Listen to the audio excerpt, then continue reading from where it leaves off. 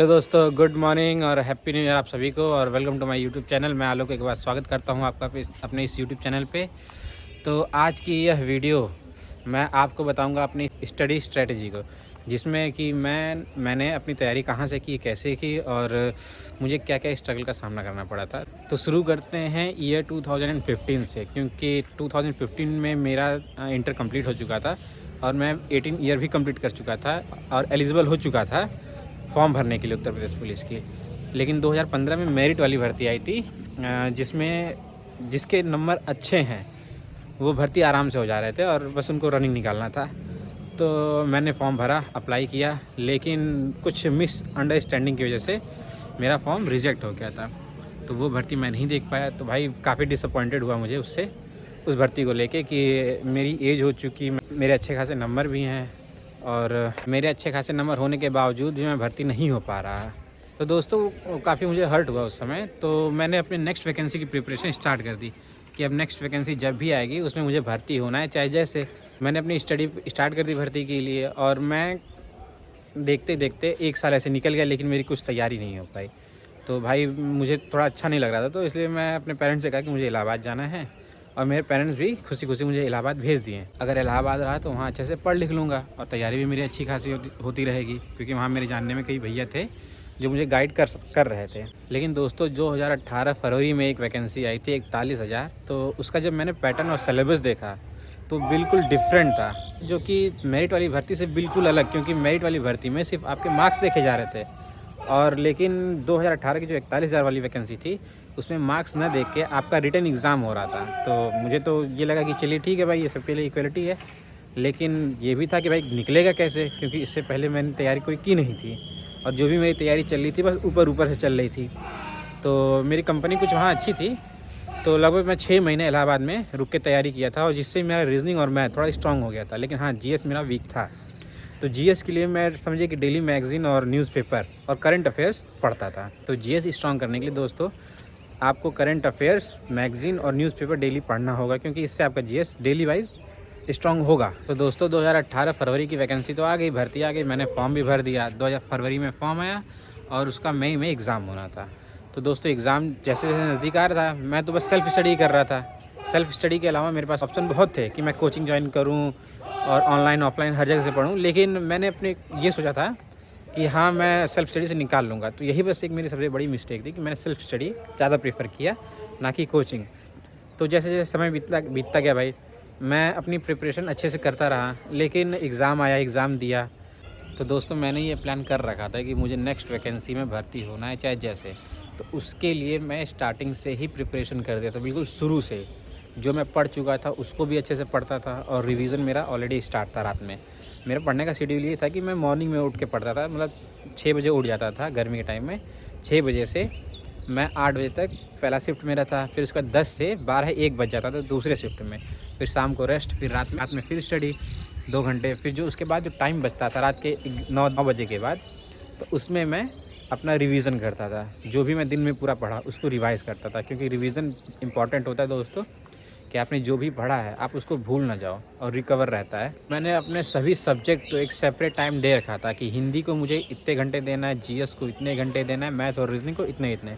क्योंकि जो मेरे स्ट्रॉन्ग सब्जेक्ट थे मैं उस पर ज़्यादा फोकस ना करके जो मेरे वीक सब्जेक्ट थे मैं उस पर फोकस करता था, ताकि जो मेरा वीक हो वो स्ट्रॉन्ग बन जाए और एग्ज़ाम में मुझे कोई दिक्कत ना हो। एग्ज़ाम की तैयारी तो दोस्तों मैंने स्टार्ट कर ही दी थी और साथ ही साथ मैं प्रैक्टिस सेट, डेली एक प्रैक्टिस सेट मैं डेली लगाता था। लेकिन प्रैक्टिस सेट लगाते समय दोस्तों ये ऑब्ज़र्व करता था कि मैंने जो तैयारी की है वो उतनी अच्छी अभी नहीं हो पा रही है, मतलब कि उसमें प्रैक्टिस सेट में उसके रिज़ल्ट उतने अच्छे नहीं आ रहे थे। तो भाई ये डिसअपॉइंटेड लगता था कि मैं इतने अच्छे से पढ़ रहा हूँ, इतनी तैयारी कर रहा हूँ, लेकिन मेरे मार्क्स उतने नहीं आ रहे जितना मैं डिज़र्व करता हूँ। तो दोस्तों धीरे धीरे मैं प्रैक्टिस सेट डेली देता था, डेली प्रैक्टिस सेट लगाता था, जिससे कि जो मेरे माइनर मिस्टेक हुआ करते थे वो इम्प्रूव हो गए और जो मेरे स्ट्रॉन्ग पॉइंट थे वो और स्ट्रॉन्ग हो गए, जो वीक पॉइंट थे वो धीरे धीरे इंप्रूव होकर अच्छे होते गए। और साथ ही साथ दोस्तों बताएं तो जो ये अक्टूबर 2018 की वैकेंसी आई थी उसमें 2018 में अपना बीटीसी का फॉर्म भी भर दिया था और मैं कॉलेज जाना भी स्टार्ट कर दिया था।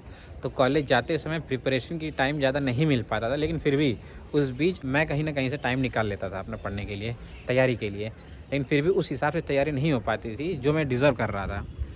तो चलिए ठीक है, फॉर्म आया, हमने फॉर्म भरा अब जनवरी में मेरा एग्ज़ाम लगा और एग्ज़ाम था मेरा 23 जनवरी को, और उसी के साथ बीटीसी का एग्ज़ाम जो था वो 24, 25, 26 3 दिन के अंदर बीटीसी का एग्ज़ाम था। तो भाई ये हुआ ये कि मैं लखनऊ से फॉर्म भरा बीटीसी का, और एग्ज़ाम मेरा कंडक्ट हुआ यूपीपी का बनारस में। अब भाई 23 को बनारस में पेपर, 24 को लखनऊ में पेपर। तो भाई ये बहुत कन्फ्यूजिंग था कि मैं क्या करूं। तो कई लोगों ने मुझे सजेस्ट किया कि आप जाइए पहले अपना एग्ज़ाम दीजिए यूपीपी का, बीटीसी तो होता रहेगा क्योंकि इसमें बैक पेपर लग जाएगा तो आप फिर से दे सकते हो, लेकिन अगर यूपीपी का एग्ज़ाम छूट गया तो अब पता नहीं वैकेंसी कब आए कब ना आए। तो भाई ये काफ़ी अच्छा लगा मुझे, मेरे दोस्तों ने बताया। तो मैं गया बनारस, एग्ज़ाम दिया। एग्ज़ाम तो वैसे ही काफ़ी अच्छा हुआ था मेरा उस समय, क्योंकि मेरी तैयारी काफ़ी अच्छी चल रही थी। सबसे पहले मैं दोस्तों आप लोग से यही कहूँगा कि आप जितना प्रैक्टिस सेट आप लगा पाएँ उतना लगाइए। और आजकल तो टेक्स्ट बुक आ गया, टेक्स्ट बुक पे आपके पास अनलिमिटेड प्रैक्टिस सेट मिल जाते हैं, पेड होते हैं थोड़े से। आप उसको सॉल्व करिए, क्योंकि उससे आपको पता चलेगा कि आपका लेवल कितना है। आप जितना अच्छा प्रैक्टिस सेट में सॉल्व करेंगे, समझिए कि उससे तो अच्छा ही रहेगा, क्योंकि प्रैक्टिस सेट थोड़ा सा हार्ड होता है और जो हमारा एग्ज़ाम होता है वो थोड़ा सा नॉर्मल होता है। तो प्रैक्टिस सेट में अगर आपका अच्छा जा रहा है, अगर आप 70% प्रैक्टिस सेट में ला रहे हैं, तो आप ये समझ के चलिए कि आपके 80-85% आपके एग्ज़ाम में आने हैं। दोस्तों जिनका मैथ्स और रीजनिंग स्ट्रांग है, तो मैं उनसे यही कहूँगा कि जो क्वेश्चन ट्रिकी होते हैं और जो ट्रिक्स लगते हैं, आप वो ट्रिक अच्छे से याद कर लीजिए, ताकि एग्ज़ाम में ज़्यादा टाइम आपका वेस्ट ना हो और आप अच्छे से उसको दे दीजिए। मैथ्स के लिए मैं दोस्तों यही कहूँगा कि आप compound interest, simple interest, percentage, time, work speed, distance, time, ये सिंप्लीफिकेशन, ये कुछ ऐसे मेन टॉपिक हैं जिन पे आप अच्छे से तैयारी करिए। और दोस्तों रीजनिंग में आपको डीआई, स्टेटमेंट एंड एजम्पशंस के क्वेश्चन, सिलॉग्स, ये सब क्वेश्चन को ज़्यादा आता है, तो इस पर आप ज़्यादा फोकस करिएगा। क्लॉक, डाइस, ये सब तो नॉर्मल आते रहते हैं, तो सीटिंग अरेंजमेंट आप इस पर भी एक बार देख लीजिएगा अच्छे से।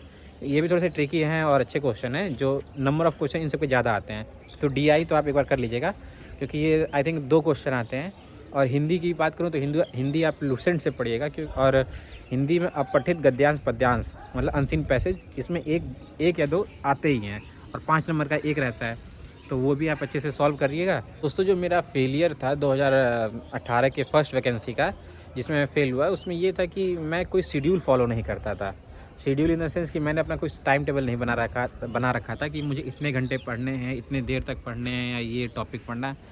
मैंने अपना ये शेड्यूल नहीं बना रखा था, इसलिए मैं उसमें फ़ेल हो गया था। लेकिन जैसे ही दूसरी वैकेंसी आई, मैंने इसमें पहले से प्री प्लान कर रखा था कि मुझे ये पढ़ना है, इतने देर पढ़ना है, ऐसे पढ़ना है। तो हाँ, अगर आप अपना अभी से शेड्यूल बना लेंगे कि आपको इस सब्जेक्ट को इतना टाइम देना है, आपका ये सब्जेक्ट वीक है, इस पर आपको फोकस करना है, तो हाँ, मैं गारंटी के साथ कह रहा हूँ कि आपका यूपीपी निकल जाएगा और बहुत आराम से निकलेगा। तो आप लोग अपना फोकस उन सब्जेक्ट पे ज़्यादा करिएगा जो आपका वीक है। स्ट्रॉन्ग सब्जेक्ट तो स्ट्रॉन्ग रहता ही है। और दोस्तों एक बात ये भी कहूँगा कि आप अपने सीनियर से सजेशन लेते रहिएगा एग्ज़ाम के बारे में, क्योंकि सीनियर्स एग्ज़ाम दे चुके होते हैं और उनको पता होता है कि एग्ज़ाम की तैयारी कैसे करनी है, क्या पढ़ना है, क्या नहीं।